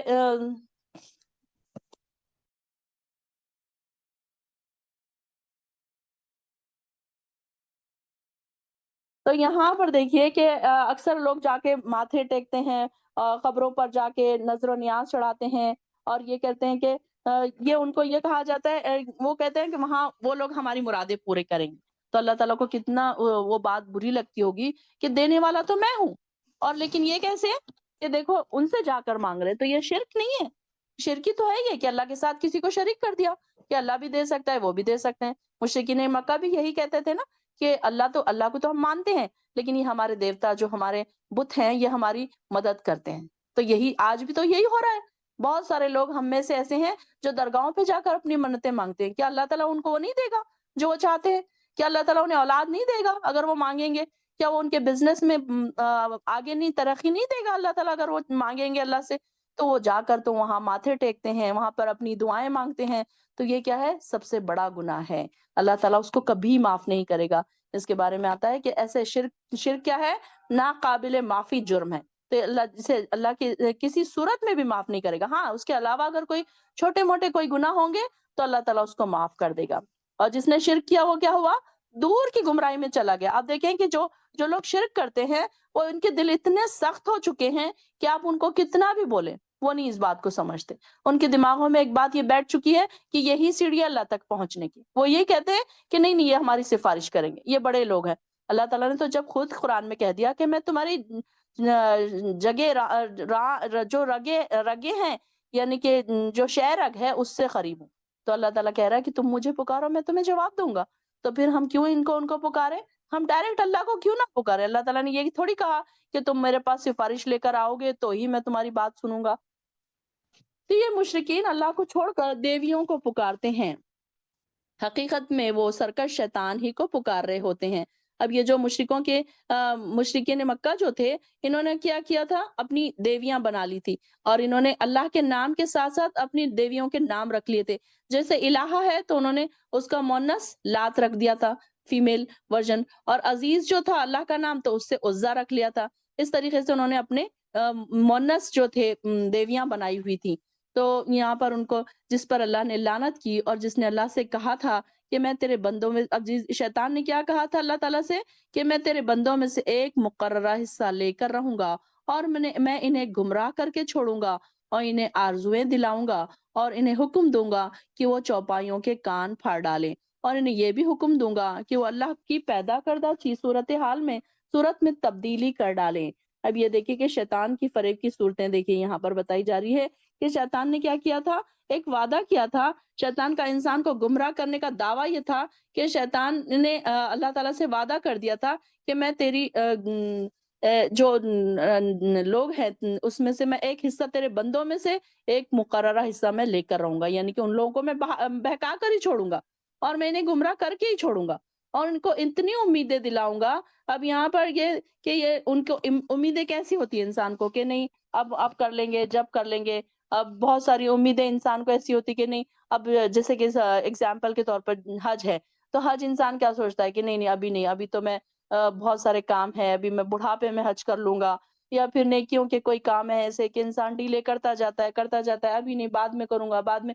شیطان ان کو گمراہ کر رہا ہے نا، اور امیدیں ایسے دلا رہا ہے کہ 10 10 سال کے انسان پلاننگ کر رہا ہے، اس کو کل کی خبر نہیں ہے کہ انسان کل مرے گا یا پرسوں مرے گا. اور 10 10 سال کے انسان پلاننگ کرتا ہے کہ میں اگلے 5 سال میں یہ کروں گا، میں اگلے 5 سال کے لیے فکس ڈپازٹ کر رہا ہوں، میں گھر بناؤں گا، میں یہاں جاؤں گا، میں وہ کروں گا. تو یہ اللہ تعالیٰ نے کیا ان کے بارے میں کہا ہے کہ وہ کیا کریں گے کہ ایسے وہ لوگ ان کو ایسی ایسی آرزویں دلاؤں گا، اور انہیں حکم دوں گا کہ وہ چوپایوں کے کان پھاڑ ڈالے. اب یہاں پر دیکھیے کہ مکہ میں کیا ہوتا تھا کہ وہ لوگ جب کسی کے اللہ کے لیے، ان کے بتوں کے لیے جب کوئی وہ چھوڑ دیتے تھے، ان کے نام پر وہ چھوڑ دیتے تھے کوئی جانور، تو ان کے کانوں کو چیر دیا کرتے تھے. تو یہ ان کے لیے بتایا جا رہا ہے کہ ایسے بھی میں کرواؤں گا انہیں، اور انہیں یہ حکم دوں گا کہ وہ اللہ کی پیدا کردہ صورت میں تبدیلی کر ڈالیں. تو جب میں اسٹوڈنٹ تھی تو میں صرف اس کا ایک ہی بات سمجھتی تھی کہ آئی بروز بناتے ہیں، تو ایک یہی بات سمجھ آتی تھی، اور تو کوئی اس زمانے میں ہوتی نہیں تھی چیزیں. تو آج کل دیکھیے کہ صورت میں کیسی تبدیلیاں ہو رہی. جیسے کہ جب ہم نے یہ آیت پڑھی تھی تو میں نے اس کے تعلق سے بہت ساری ویڈیوز گروپ پہ ڈالی تھی، بہت ساری، کہ کیسے لوگ آج کل چہروں کو بالکل ہی بدل ڈال رہے ہیں، کہ اپنے آپ کو ایک تو ورژن چینج کر رہے ہیں کہ میل سے فیمیل بن جا رہے، فیمیل سے میل بن جا رہے. پھر اس میں چہروں کو اتنا بگاڑ دیا جا رہا ہے کہ ناک کاٹ دی جا رہی ہے، کان کاٹ دیے جا رہے ہیں، زومبی بن جا رہے. کوئی اپنے آپ کو اینیملز بنا لے رہا، کوئی اپنے آپ کو ڈاگ بنا لے رہا، کوئی کیٹ بنا لے رہا. کہ آج کل مطلب دنیا اس حد تک آگے چلے گئی ہے، اور ہم جہاں رہتے ہیں ہمارے تک یہ ساری چیزیں الحمدللہ ابھی اتنی کامن نہیں. دوسرے کنٹریز میں یہ ساری چیزیں اتنی کامن ہے کہ لوگ اس کو کوئی نئی چیز نہیں سمجھتے. تو یہ دیکھیے کہ کیسی تبدیلیاں کر رہے ہیں کہ انسان سیدھے ڈائریکٹ میل سے فیمیل بن جا رہا، فیمیل سے میل بن جا رہا. کہ یہ شیطان نے تو اللہ تعالیٰ سے پہلے سے وعدہ کر رکھا تھا نا کہ میں تبدیلی کرواؤں گا. اور جس شخص نے اللہ کو چھوڑ کر شیطان کو اپنا سرپرست بنا لیا، اس نے کھلا نقصان اٹھایا. شیطان ان سے وعدہ کرتا ہے اور امیدیں دلاتا ہے، اور جو وعدے بھی شیطان انہیں دیتا ہے وہ فریب کے سوا کچھ نہیں ہوتے. ایسے لوگوں کا ٹھکانہ جہنم ہے، جس سے نجات کی کوئی وہ صورت پائیں گے اور نہ وہ وہاں سے نکل پائیں گے. اور جو لوگ ایمان لائے اور اچھے عمل کیے تو انہیں ہم ایسے باغات میں داخل کریں گے جن کے نیچے نہریں جاری ہیں، اور اس میں وہ ہمیشہ رہیں گے. اللہ کا وعدہ سچا ہے، اور قول میں اللہ سے بڑھ کر کون سچا ہو سکتا ہے. الحمدللہ اللہ تعالی ہم سب کو بھی ایسے باغات میں داخل کرے اور ہم سے ایسے کام کروائے جو ان جنتوں تک ہم پہنچ جائے۔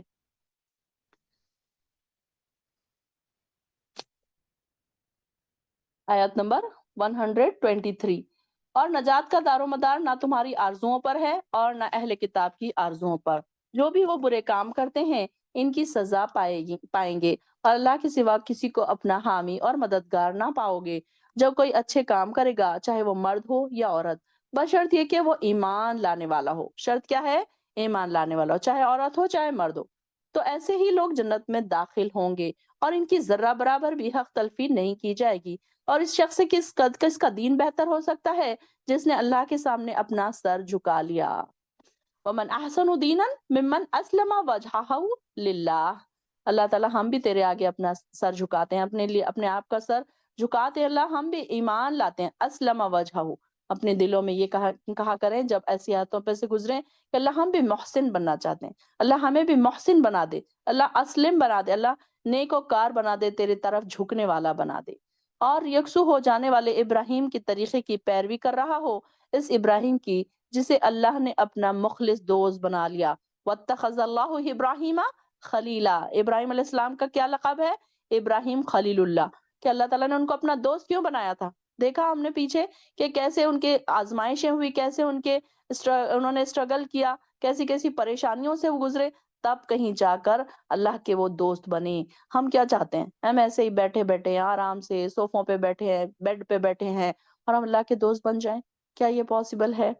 کیا ہم نے محنتیں کی آج تک؟ اپنے آپ سے سوال تو کریں کہ ہم نے آج تک کیا محنتیں کی اللہ کے دوست بننے کے لیے؟ کبھی ہمارے دلوں میں یہ خیال بھی آیا کہ ہم اللہ کے دوست بن جائیں؟ ہم تو شیطان کے ہی دوست تھے اب تک، ہر اس کی خواہشات کے پیچھے دوڑتے رہے، اپنی خواہشات کے پیچھے دوڑتے رہے، اور یہ خواہشات دل میں کون ڈالتا ہے؟ شیطان ہی ڈالتا ہے۔ اور جو کچھ آسمان اور زمین میں ہے سب اللہ ہی کا ہے، اور اللہ ہر چیز کا احاطہ کیے ہوئے ہے، اور اور اللہ تمہیں فتویٰ دیتا ہے، اور لوگ آپ سے عورتوں کے بارے میں فتویٰ پوچھتے ہیں۔ اب یہاں پر دیکھیے دوسرا ٹاپک چینج ہو رہا ہے۔ یستفتونک فی النساء قل اللہ یفتیکم فیہن، کہ وہ آپ سے عورتوں کے بارے میں سوال کرتے ہیں، آپ ان سے کہیے ان کے بارے میں اللہ تمہیں فتویٰ دیتا ہے، اس بارے میں بھی جو یتیم ہے، اور جو یتیم عورتیں سے متعلق اس کتاب میں پہلے سے ہی تمہیں سنائے جا چکے ہیں، جن کے مقررہ حقوق تم دیتے نہیں، میراث وغیرہ، اور ان سے نکاح کرنے کی رغبت رکھتے ہو، اور ان بچوں کے بارے میں بھی جو کمزور ہیں، اور اللہ تعالیٰ یہ بھی ہدایت دیتا ہے کہ یتیموں کے ساتھ انصاف پر قائم رہو، اور جو بھلائی کا کام تم کرو گے اللہ تعالیٰ یقیناً اسے خوب جانتا ہے۔ اور اگر کسی عورت کو اپنے خاوند سے بدسلوکی کی یا بے رخی کا اندیشہ ہو، تو اگر میاں بیوی آپس میں کچھ کمی بیشی کر کے سمجھوتا کر لے تو دونوں پر کچھ گناہ نہیں، اور صلاح بہرحال بہتر ہے، اور لالچ تو ہر نفس کو لگا ہوا ہے، لیکن اگر تم احسان کرو اور اللہ سے ڈرتے رہو تو جو کچھ تم کرو گے یقیناً اللہ تعالیٰ اس سے خوب واقف ہے۔ یعنی کہ دیکھیے کہ لالچ تو ہر انسان کے دل میں ہے، کون نہیں چاہتا کہ اس کے پاس بہت بڑا بینک بیلنس ہو، بہت اس کا اچھا بڑا گھر ہو، ایک اسٹیٹس والی لائف ہو۔ یہ دیکھیے کہ کون نہیں چاہتا، یہ تو ہر انسان کے دلوں میں ایک رکھی گئی ہے، لالچ تو ہے انسان کے دلوں میں، لیکن کیا ہے اس کے ساتھ ساتھ اللہ کے طریقوں سے، حلال کردہ چیزوں سے یہ ساری چیزوں کو پا لینا کوئی بری بات نہیں ہے۔ تو یہاں پر اگر تم اپنے بیویوں کے درمیان عدل کرنا چاہتے ہو تو ایسا ہرگز نہ کر سکو گے کہ لہٰذا اگر مطلب یہ کہ اگر دو بیویاں ہیں اس میں عدل نہیں کر سک رہے تو ایک بیوی کی طرف پوری طرح مائل ہو جاؤ اور باقی کو لٹکتا چھوڑ دو۔ اگر تم اپنا یہ رویہ درست رکھو تو اللہ سے ڈرتے رہو، تو بے شک اللہ بخشنے والا اور رحم کرنے والا ہے۔ یعنی کہ اگر دو بیویاں ہیں تو یہ نہ کرنا کہ ایک بیوی کی طرف اگر ایک بیوی بہت خوبصورت ہے، بہت اٹریکٹیو ہے، بہت خیال رکھتی ہے تو اس کی طرف جھک جا رہے، اور دوسری کو بالکل ہی چھوڑ دے رہے، تو ایسے کرنا گناہ کی بات ہے۔ اور اگر دونوں میاں بیوی میں صلح نہ ہو سکے اور ایک دوسرے سے الگ ہو جائیں تو اللہ اپنی مہربانی سے ہر ایک کو ایک دوسرے کی محتاجی سے بے نیاز کر دے گا، اور اللہ تعالیٰ بڑی وسعت والا اور حکمت والا ہے، اور جو کچھ آسمانوں اور زمین میں ہے سب کچھ اللہ ہی کا ہے۔ آیت نمبر 131 چل رہی ہے۔ اور اگر تم کفر کرو گے تو سمجھ لو جو کچھ آسمانوں اور زمین میں ہے وہ تو اللہ ہی کا ہے، اور وہ بڑا بے نیاز اور حمد کے لائق ہے۔ ہاں جو کچھ آسمانوں اور زمین میں ہے سب اللہ ہی کا ہے، ہر کام میں اللہ کا کارساز ہونا ہی کافی ہے۔ دیکھیے کہ یہاں پر 3 بار یہ بات کی وہ آئی ہے، بات سیم بات کو اللہ تعالیٰ نے 3 بار دہرایا کہ جب کوئی بات کو بہت زیادہ بار دہرایا جاتا ہے تو اس کو ہم کو اس کی اہمیت کو بتانا مقصود ہوتا ہے۔ تو یہاں پر اللہ تعالیٰ ہر چیز پر قادر ہے، ہمیں بھی پتہ ہے زمین اور آسمان کا مالک اللہ تعالیٰ ہے۔ تو ہم پڑھتے تو ہیں لیکن ہم اس کے بارے میں سوچتے نہیں ہیں۔ اور اگر اللہ چاہے تو تمہیں ہٹا کر دوسری جگہ تمہارے جگہ دوسرے لوگ لا سکتا ہے۔ اگر دیکھیے کہ اگر لوگ بہت زیادہ گناہگار ہو جائیں، بہت دنیا میں دنگے فساد برائی بہت زیادہ پھیل جائے، تو اللہ تعالیٰ کے لیے کیا مشکل ہے کہ اللہ تعالیٰ تم کو ساروں کو ایک دفع کر دے، ایک طوفان آ جائے، ایک زلزلہ آ جائے، ساری دنیا تباہ ہو جائے، پھر اللہ تعالیٰ ایسے لوگوں کو لے کر آ جائے جو اللہ کی عبادت کرنے والے لوگ ہوں گے۔ تو ایسا بھی اللہ تعالیٰ کے لیے کوئی مشکل نہیں ہے نا۔ لیکن اللہ تعالیٰ اس بات پر پوری قدرت رکھتا ہے، جو شخص دنیا کا بدلے کا ارادہ رکھتا ہے تو اللہ کے یہاں دنیا کا بدلہ بھی ہے اور آخرت کا بھی بدلہ ہے، اور اللہ تعالیٰ سب کچھ سننے والا اور دیکھنے والا ہے۔ اے ایمان والوں، اللہ کی خاطر انصاف پر قائم رہتے ہوئے گواہی دیا کرو، چاہے وہ خود گواہ، خواہ وہ گواہی تمہارے اپنے یا تمہارے والدین یا قریبی رشتہ داروں کے خلاف ہی کیوں نہ پڑے۔ اب یہ دیکھیں کہ گواہی سے مراد صرف یہ گواہی نہیں کہ ہمیں کورٹ کچہری جانا پڑے، یا ہو سکتا ہے وہ بھی ایسی کبھی کبھی آ سکتی ہے سچویشن کہ آپ کو کورٹ جانا پڑے اور کس کے خلاف گواہی دینی پڑے، اپنے ہی لوگوں کے۔ اس میں کوئی اپنے ماں باپ ہو سکتے ہیں، اپنے بہن بھائی ہو سکتے ہیں، ان کے اگر وہ سچائی پر ہے تو آپ کو ان کے خلاف گواہی دینا پڑے گی، اگر وہ غلطی پر ہے، اگر کوئی سامنے والا سچائی پر ہے تو اس کے خلاف گواہی دینا ہے۔ اگر کوئی گروہ دولت مند ہے یا فقیر ہے، بہر صورت اللہ ہی ان دونوں کا تم سے زیادہ خیر خواہ ہے، کہ لہٰذا اپنی خواہش کے پیچھے پڑ کر عدل کی بات کو چھوڑو نہیں، اور اگر گول مول سی بات کرو یا سچی بات کہنے سے کترا جاؤ تو جان لو کہ جو کچھ تم کرتے ہو اللہ اس سے خوب واقف ہے۔ اب یہاں پر دیکھیے کہ ہمارے روزمرہ کے معاملات میں اب ہمارے پاس کبھی موقع آئے گا کہ ہم کورٹ جائیں گے، کچہریاں جائیں گے، اللہ بچائے ہم کو کورٹ جانے سے اور گواہیوں دینے سے۔ لیکن یہ بات ہماری روزمرہ کی زندگیوں میں بھی فالو ہو سکتی ہے کہ جیسے کوئی بات اگر ہم اپنی اگر ایسی کوئی بات ہو رہی ہے، ساس کے زیادہ یہ ہوتا ہے کہ اگر ساس ہے تو وہ اپنی بیٹی اور اپنی بہو میں برابر کا رکھے، کہ اگر بیٹا اگر کوئی غلط کام کر رہا ہے تو بہو کو یہ نہیں کہ بہو کا ساتھ دے، وہ کہ ایسا نہیں کہ نہیں بیٹا اگر جو کر رہا ہے صحیح ہے، بیٹی اگر میری ہے تو جو وہ کر رہی ہے تو وہ صحیح ہے، اگر بہو ہے تو وہ غلط ہی ہے، یہ نہیں ہے۔ مطلب حق کی بات اگر ہے تو اس میں خلاف گواہی بھی دی جا سکتی ہے، چاہے وہ اپنے ہی کیوں نہ ہو۔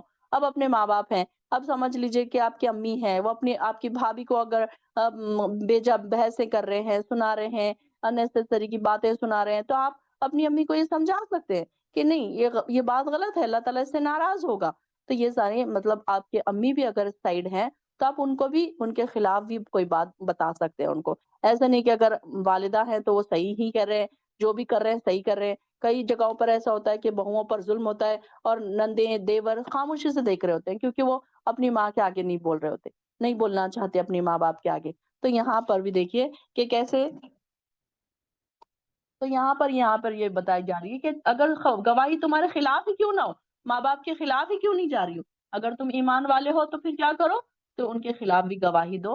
اے ایمان والو، خلوص دل سے اللہ کے اور اس کے رسول پر اور اس کتاب پر ایمان لاؤ جو اس نے اپنے رسول پر نازل کی ہے، اور اس کتاب پر بھی جو اس سے پہلے اس نے نازل کی تھی۔ جو شخص اللہ، اس کے فرشتوں اور اس کی کتابوں اور اس کے رسولوں اور روز آخرت کا انکار کرے تو وہ بہت دور کی گمراہی میں چلا گیا۔ بے شک جو لوگ ایمان لائے پھر کفر کیا، پھر ایمان لائے پھر کفر کیا، پھر کفر میں ہی بڑھتے چلے گئے، اللہ انہیں ہرگز نہیں بخشے گا۔ یعنی کہ ایمان لانے کے بعد اگر کوئی مرتد ہو جاتا ہے تو اس کی کوئی بخشش نہیں ہے، اور نہ ہی انہیں سیدھی راہ دکھائے گا۔ منافق لوگوں کو یہ سنا دیجئے کہ ان کے لیے دردناک عذاب ہے۔ جو مومنوں کو چھوڑ کر کافروں کو دوست بناتے ہیں، اور ان کے لیے کیا یہ لوگ کافروں کے یہاں عزت تلاش کرتے ہیں؟ اب ان کی بات بتائی جا رہی ہے کہ کئی لوگ ایسے ہوتے ہیں کہ کافروں کو اپنے دوست بنا کر اوڑی ان کی ہاں جی کی جاتی ہے۔ اب سپوز کہ یہ ہو سکتا ہے کہ وہ آپ کے باس ہیں، آپ کے آفس میں آپ کے باس ہیں، یا پھر ایسی جگہوں پر جہاں پر آپ رہ رہے ہیں، آپ چھوٹی پوزیشن پہ، وہ بڑی پوزیشن پہ ہیں، تو ان کی ہاں میں ہاں ملا رہے ہیں۔ کیا چاہتے ہیں وہاں پر آپ؟ کیا ہماری وہاں پر عزت بڑھ جائے؟ تو ایسی جگہوں پر یہ سوچے کہ عزت دینے والا تو اللہ ہے، وہ کون ہوتے ہیں جو تمہیں عزت دیں گے؟ तो मोमिनों को छोड़कर कई जगहों पर ऐसा होता है कि मोमिनों को दोस्त इसलिए नहीं बनाया जा रहा कि वो गरीब है, वो छोटी पोस्ट पे है। आप समझ लीजिए कि आप एक ऑफिस में आप कोई काम करता है, वहां पर एक टी बॉय है, वो मुसलमान है, और उसके खिलाफ आप बातें कर रहे हैं किसी काफिर के पास, बॉस के पास जाकर, अपनी बड़ाइयां बयान करने के लिए, अपनी वैल्यू बनाने के लिए, अपनी इज्जत उसके पास बढ़ाने के लिए। तो ये क्या है? ये क्या मोमिनों को छोड़कर काफिरों को दोस्त बनाया जा रहा है ना? तो ये यहाँ पर मोमिन ऐसे लोगों से मना किया जा रहा है कि मोमिनों को छोड़कर काफिरों को दोस्त नहीं बनाना। इससे ये बात हरगिज़ नहीं निकलती कि काफिर हमारे दोस्त होने ही नहीं चाहिए। बल्कि हम इन्हें दोस्त बना सकते हैं, लेकिन उनको अगली जगह भी आएगा कि उनको दिली दोस्त नहीं बनाना है, और उनके पास अपनी इज़्ज़तें नहीं तलाश करना है कि वो हमारी इज़्ज़त नहीं बढ़ा सकते, चाहे वो कितनी भी बड़ी पोस्ट पर हों। इज़्ज़त देने वाला तो अल्लाह ताला है। अल्लाह ताला अपनी किताब में ये हुक्म पहले नाज़िल कर चुका है कि जब तुम सुनो कि अल्लाह की आयत का इनकार हो रहा है और इसका मज़ाक उड़ाया जा रहा है, तो वहाँ इनके साथ मत बैठो। यहाँ तक कि ये लोग किसी दूसरी बातों में ना लग जाए, वरना तुम भी इसी वक़्त इन्हीं जैसे हो जाओगे। अब ये देखिए कि कोई आप दावत में गए हैं, कोई शादी में गए हैं, अब वहाँ पर आप बैठा है, एक ग्रुप बैठा है। अब वहाँ कोई पर्दादार खातून आई है, वो अपना सारे लोग स्टाइलिश कपड़े पहने हैं, वो अपने अबाए में बैठी है, वो नोज़-पीस लगा के बैठी है, तो उसका मज़ाक उड़ाया जा रहा है एक ग्रुप में। तो ऐसे ग्रुप में आप मत बैठें, वो अल्लाह के लिए वो ये काम कर रही है और वहाँ पर उसका मज़ाक उड़ाया जा रहा है, तो ये क्या है? अल्लाह के दीन का मज़ाक उड़ाना है। किसी की दाढ़ी का मज़ाक उड़ाया जा रहा है, कोई है अगर दाढ़ी रख रहा है, कोई ऊँची पैंट पहन रहा है, तो उसका अगर कोई मज़ाक उड़ाया जा रहा है, तो आप उनमें शामिल ना हो जाएँ। आप उठ जाएँ वहाँ से फ़ौरन, जहाँ पर ये बात हो रही है। वरना तुम भी इन्हीं में से हो जाओगे। बेशक अल्लाह ताला मुनाफ़िकों और काफ़िरों को जहन्नम में जमा करने वाला है, और वो मुनाफ़िकीन जो आपके बारे में हर वक़्त मुंतज़िर रहते हैं, अगर अल्लाह की मेहरबानी से तुम्हें फ़तह नसीब हो, तो कहते हैं क्या हम तुम्हारे साथ ना थे?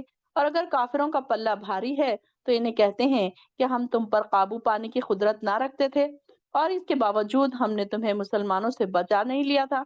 बस ही अल्लाह ही क़यामत के दिन तुम्हारे और इनके दरमियान फ़ैसला करेगा। और अल्लाह ने काफिरों के लिए मुसलमान पर गालिब आने की हरगिज़ कोई गुंजाइश नहीं रखी।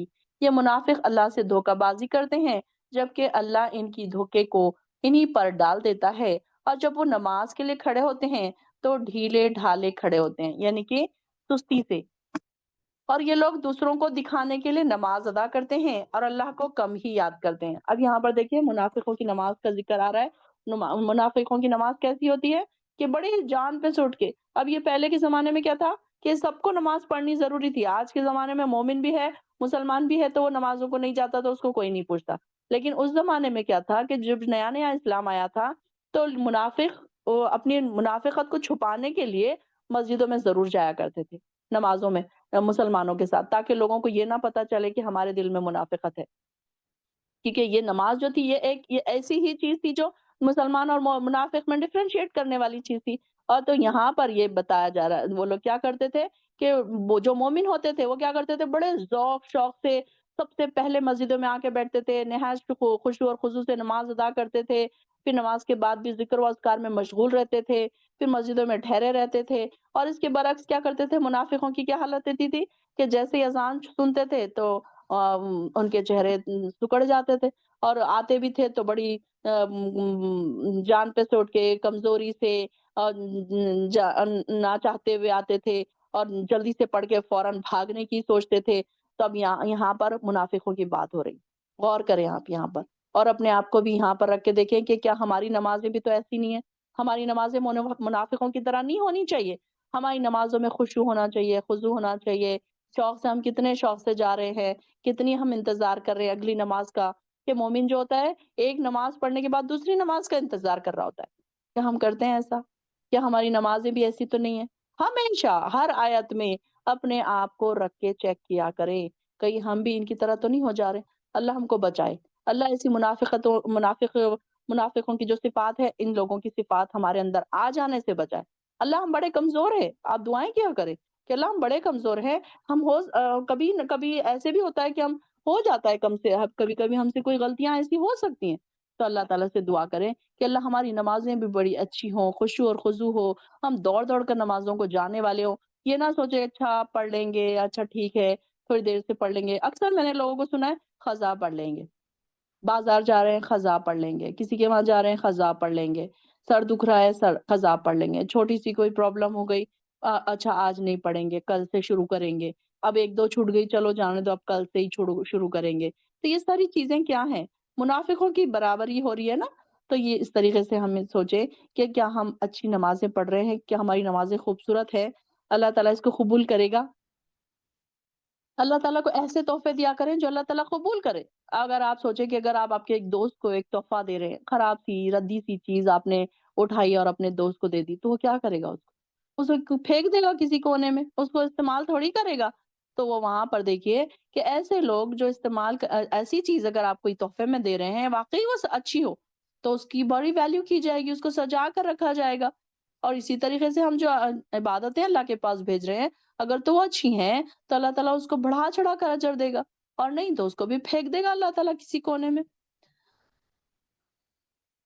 तो जो लोग दूसरों को दिखाने के लिए नमाज अदा करते हैं और अल्लाह को कम ही याद करते हैं, ये कुफ्र और ईमान के दरमियान लटक रहे हैं, ना इधर के हैं ना उधर के हैं। और अल्लाह जिसे गुमराह करे, आप इसके लिए कोई रास्ता ना पाएंगे। ए ईमान वालों, मोमिनों को छोड़कर काफिरों को अपना दोस्त ना बनाओ। देखिए दोबारा आ गई आयत कि काफिरों को अपना दोस्त मोमिनों को छोड़कर नहीं बनाना है। कहीं ऐसा नहीं होना कि यहाँ पर एक लोग हैं कुछ मोमिन, लेकिन उनको छोड़कर हमारा एक ग्रुप है काफ़िरों का, बड़ा एन्जॉयमेंट वाला ग्रुप है, बड़ा वहाँ पे पार्टी-शार्टी हो रही है, शराब हो रही है, एन्जॉयमेंट हो रहा है, गर्ल्स हैं, बॉयज़ हैं, पार्टी है, बाहर एन्जॉयमेंट के लिए जा रहे हैं, घूम रहे हैं, फिर रहे हैं।